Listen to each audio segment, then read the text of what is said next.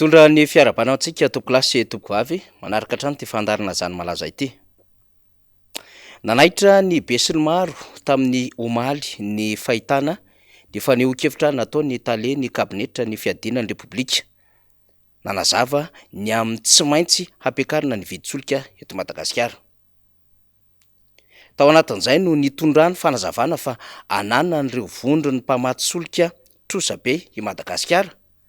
Ka ambarany tao anatin'izany ny fananan'ny mpamaty solika trosa a Madagasikara izay manodidina 550 milliards d'ariary. Raha tao amin'ny kajy ho amin'ny franc malagasy zany dia 2750 milliards de FMZ. Nambarany fa raha toka tsy mandoa ny trosan'ireo mpamaty solika na vondron'ny mpamaty solika ireo i Madagasikara dia hitovana ka anohany amin'ny 1200 milliards d'ariary izany na 6000 milliards de FMZ. Tao anatin'izay indrindra no nitondrany talen'ny kabinetra ny fiadinan'ny repoblika fa lalana roa no ale raha toa ka miaina amin'ny zavamisy zay nakana ny fanapahan-kevitra io. De ny antony voalohany de hoe na mandoha trosa amin'ny mpamaty solika isika na manao fampandrosoana. Arak'izany dia nisafidy ny andoha ny trosan'ny mpamaty solika zany ny fanjakana malagasy ka nampiakatra ny vidin'ny solika ankehitriny. Mazava ho azy arak'izany fa ety anivon'ny vahoaka tsotra no mameno izay vidin'ny solika izay. Satria tsy manam-bola handoavana an'izany ny fitondram-panjakana dia nisafidy ny amin'izay hoe hampiakatra ny vidin'ny solika ihany koa satria mba tsy ho tratra n'ilay fiakarana ho 1200 milliards d'ariary na 6000 milliards de FMZ hatrany amin'ny faran'ny taona. Nambarany tale ny kabinetra ny fiadinan'ny repoblika ihany fa teti-bola ministera 30 mitambatra izany vola be izany raha toka tsy aloha. Ny zava-misy aloha hatreto de hoe vakianina fenina hatramin'izay satria efa ela no nandrasan'ny rehetra ny amin'ny hoe ohatrin'ny marina moa ny trosan'ireo pétrolier amin'ny fitondram-panjakana malagasy. Ny ovaova be ny ihany ny faneho-kevitra na teo anivon'ny fitondram-panjakana amin'ny alalan'ny primature zany na teo anivon'ny ministera zay misahana ny angovo malala ny ambaindainy sy ny antsipriany izany tontolon'ny fanodinana ara-tsolika sy ireo fifandraisana am'ireo mpamaty solika eto Madagasikara izany. De tsy gaga zany tsika raha ohatra ka mahita avy de hevitra maro be mitranga eny anivon'ny ladoany mikasika indrindra ny amin'ny hoe mikasa apiditra solika ireo pétrolier ka nieritreritra fa tsy andoha vola eo anivon'ny ladoany. Fa ny fanjakana koa tetsy andaniny de nametraka mazava ho azy ny amin'ny hoe misy ny fanapahan-kevitra raisina ny amin'ny fomba ahafahana mampiditra izany eo anivon'ny fahatoseranana. De nisy fifaniliana andraikitra teo satria nametraka fepetra araky ny lalàna ireo mpiasa ny ladoany. Ny ministeran'ny angovo nametraka andraikitra tetỳ anivon'ny talepalitra ary ny pétrolier koa nanana ny fomba fijeriny satria manam-bola amin'ny fanjakana. Hatreto zany dia misy fifamatorany trosa ohatrinona marina ny trosan'ny fanjakana amin'ny pétrolier ary ohatrinona ny trosa amin'ny pétrolier amin'ny fanjakana. Adevitra mila vahany zany ary zay le tsy mety azo hatramin'izay.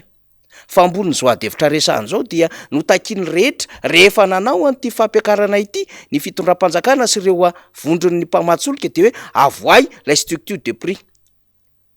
Ny fantatra aloha teto de hoe administration na prix na fitantanana ny vidin'ny solika izay miainga avy aty anivon'ny fanjakana ifampiresahana amin'ny mpamaty solika no natao.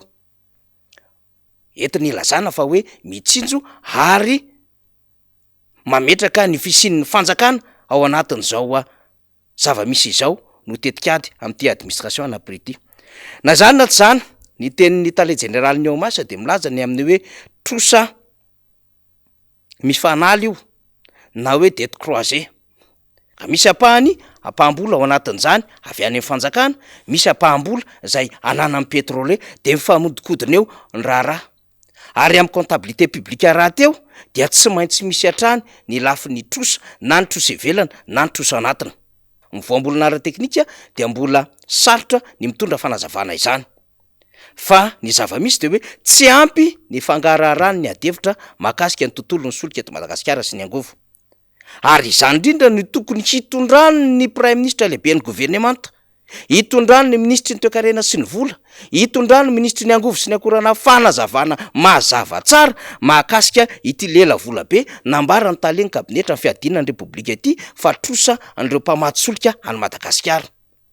Satria niakatra ny vidin'ny solika taoriana ny fivoriana teo anivon'ny antenimieram-pirenena sy ny antenimieran-dolona ny amin'ny loi de finance rectificative. Voamarina ao anatin'ny teti-bola mpanjakana nasipantsiana ve ity vola be ity. Ary mikasika ny vola tokony hivokana tokony hiditra amin'ny fanjakana zay tokony hazava ao anatin'ny structure de prix satria maromaro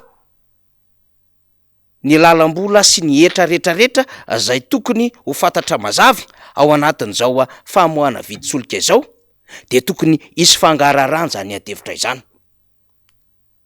Saripady mankony ny resaka volam-panjakana ary matetika de ao aorian'ny fandanila lalàna vao mametraka ny adevitra ny mpitondra fanjakana ankehitriny. Tsapatsika izany satria mbola nanovana adevitra vaovao indray amin'ny alalana ny subvention na fanampiana ho an'ireo mpitatitra rehefa notazomina $100 zany hoe fiakarana $100 monja ny sarandalany ny taxi be eto Antananarivo renivohitra de naka fanapahan-kevitra ny Folo Andry Rajoelina fa hamatsy azy ireo ny fitondram-panjakana. Aiza ho aiza mitety-bola indray no akana izany famatsim-bola amin'ny fanampiana ireo mpitatitra tanan-dehibe zany. De tahaka izany ty adevitra amina vola lehibe amina miliary ty. Aiza ho aiza mitety-bola mpanjakana ny sora-bola miresaka izany. Ary raha tsy maintsy ny rehefa napahan-kevitra mahakasika izany tsika de tokony avoaka mazava io nambara ny taleny kabinetra ny fiadinan'ny repoblika io marina ve no trosan'ireo petrole amin'ny fanjakana malagasy sa mety ho latsak'io sa amboniny io sa mbola misy adevitra hafa tokony atao raha toka misy an'izay hoe trosa ny fanala izay. Adevitra mila resana zany fa ny adevitra manaitra faharoa sady lehibe tsy azo ataony tsinotsinona ao anatin'ity adevitra ity de hoe na mandotrosa amin'ny mpamatsy-solika isika na manao fampandrosoana. Dikan'izay ny safidy ny andotrosa amin'ny mpamatsy-solika isika ka nampiakatra ny vidin'ny solika dia tsy hanao fampandrosoana zany ny fanjakana amin'izao fotoana izao. Affaire courante zany sisa no ataony ty fitondram-panjakana ity.